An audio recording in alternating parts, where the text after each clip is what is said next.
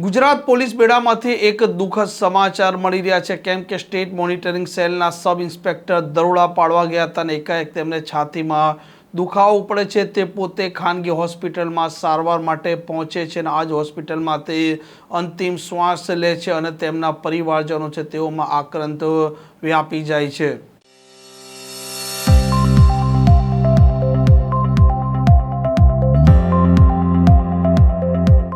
નમસ્કાર, આપ જોઈ રહ્યા છો હોટલાઇન ન્યૂઝ અને હું છું આપની સાથે તોફિક ગાંચી.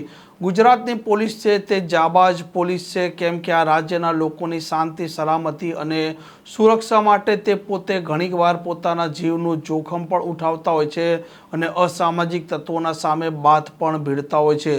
આ પોલીસ સતત ખડે પગે દિવસ રાત કામ કરે છે અને પોતાના આરોગ્યની પણ ચિંતા નથી કરતી. આ ગુજરાતની પોલીસ છે તેને લાખ લાખ સલામ છે. સ્ટેટ મોનિટરિંગ સેલના police sub inspector Sachin Sharma ભાવનગરના સનેજ પોલીસ સ્ટેશન વિસ્તારમાં દરોડા પાડવા પહોંચ્યા હતા, પરંતુ એકાએક વહેલી સવારે જ તેમને છાતીમાં દુખાવો પડે છે અને તે પોતે જ ખાનગી હોસ્પિટલમાં સારવાર લેવા માટે ત્યાં પહોંચે છે અને તેમને છાતીમાં વધારે દુખાવો ઉપડ્યો હતો. સારવાર ચાલી રહી હતી અને એકાએક તે દમ તોડે છે.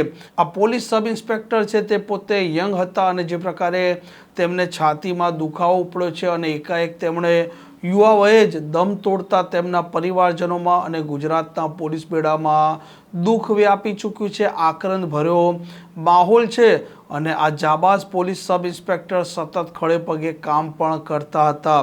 આ મામલે તેમના પરિવારજનો પણ ખાનગી હોસ્પિટલમાં પહોંચ્યા છે અને એકાએક આ સબ ઇન્સ્પેક્ટર જે પ્રકારે મોતને ભેટ્યા છે તે જોતા ગુજરાતની પોલીસ બેડામાં તેમના પરિવારજનોમાં, સગા સંબંધી, પરિચિતોમાં પણ દુઃખ છે. આ પ્રકારના સમાચાર માટે હોટલાઇન ન્યૂઝની આ ચેનલ જોવાનું અને સબસ્ક્રાઇબ કરવાનું ભૂલતા નહીં. નમસ્કાર. આવા પ્રકારના વિડીયો તમને જોવા ગમતા હોય તો હોટલાઇન ન્યૂઝ ચેનલને લાઇક, શેર અને સબસ્ક્રાઇબ કરો.